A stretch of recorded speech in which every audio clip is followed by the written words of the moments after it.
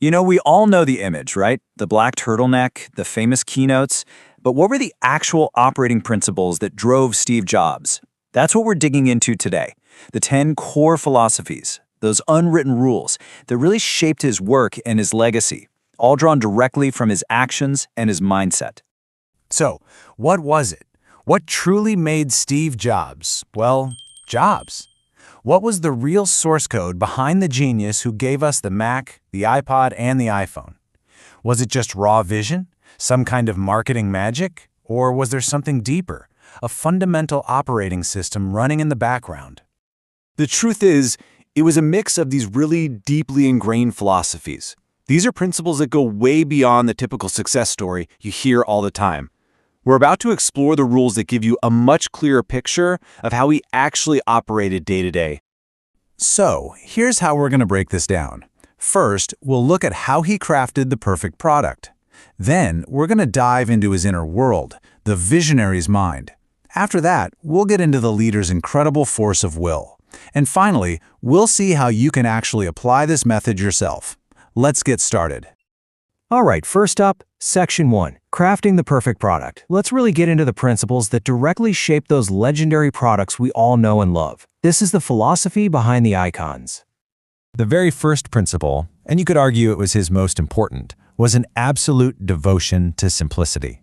For Jobs, this wasn't just about a clean look or minimalist design. No, it was a core driving force that guided every single decision, from the deep engineering all the way to the box it came in. He didn't just have this quote hanging on a wall, he lived by it. Just think about the first iPod. He laid down a rule that was totally non-negotiable. You had to be able to get to any song within 3 clicks. That one single constraint led directly to the iconic click wheel. It's a masterclass in ruthlessly getting rid of anything that isn't absolutely essential. And that obsession with simplicity flows right into his second principle, prioritizing design above everything else. But you have to understand, for Jobs, design was never just how something looked. In an industry that was totally run by engineers, he argued that design was the very soul of a product. It was how it worked, how it felt in your hand, and what it said to you. This really gets to the heart of his philosophy. He famously obsessed over the Macintosh having beautiful fonts, which was completely unheard of for computers back then. He even insisted that the internal circuit boards, parts that no customer would ever see, had to be laid out beautifully. To him, true elegance had to be complete, inside and out. And you really can't talk about his design philosophy without talking about his legendary, and yeah, often brutal, perfectionism.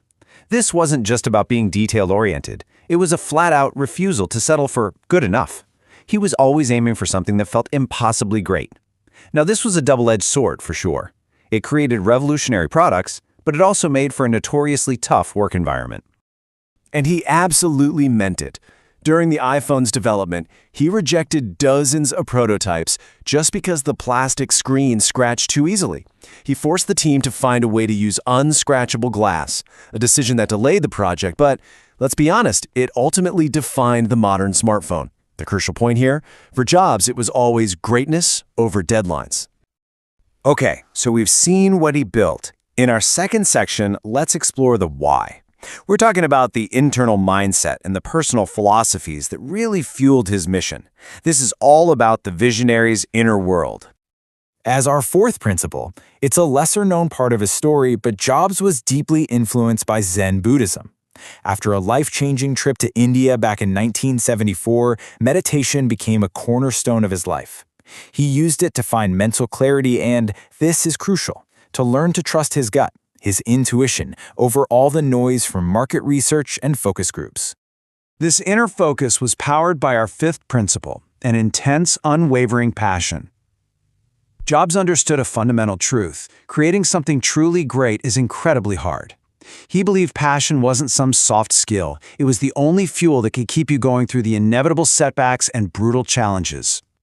And this wasn't just advice he gave out, he lived it. Think about it. After being fired from Apple, the company he co-founded, his passion didn't just fizzle out.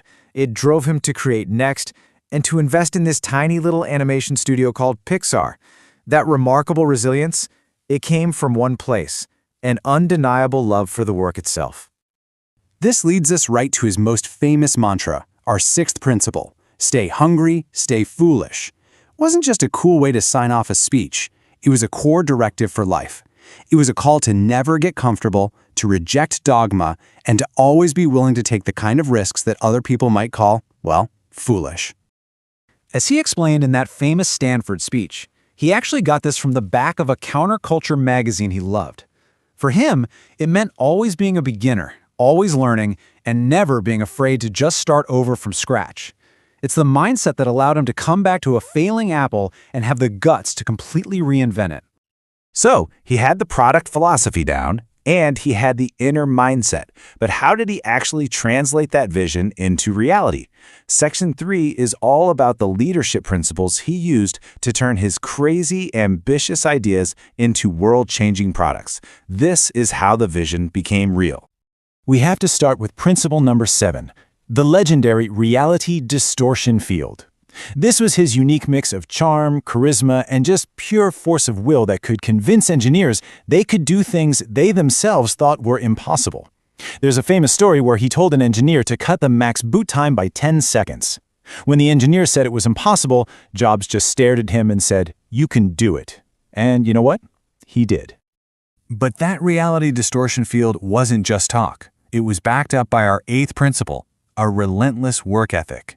When he came back to Apple in 1997, the company was just 90 days from bankruptcy. He didn't ease back in. He worked tirelessly, famously slashing 70% of the product line just to force a radical focus. It was that all-in, total commitment that pulled Apple back from the brink.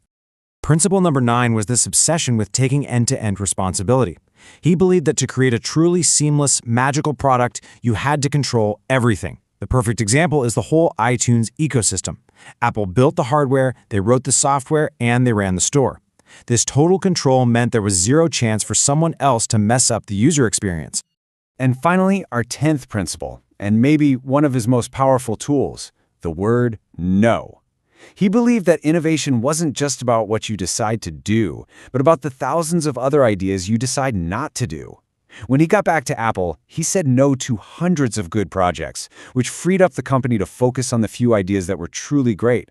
For him, focus meant saying no. Okay, so we've covered Jobs' core principles, but how can we actually apply them in our own lives, in our own work? In this final section, let's translate these big ideas into some modern takeaways. Think about how these apply today. Simplicity isn't just for products, it's an amazing tool for cutting through all the digital noise in your life. Craftsmanship, taking real pride in the details of your work, that can completely transform your job satisfaction. Mindfulness, like his Zen practice, can give you the mental clarity you need to make better decisions. And finally, combining that unwavering belief with genuine passion, well, that's the ultimate formula for resilience. It helps you push through any challenge without burning out. You see, these aren't just rules for building a tech company. They're really a blueprint for doing great work and living a more intentional life. So the only question left is, which principle are you going to apply first?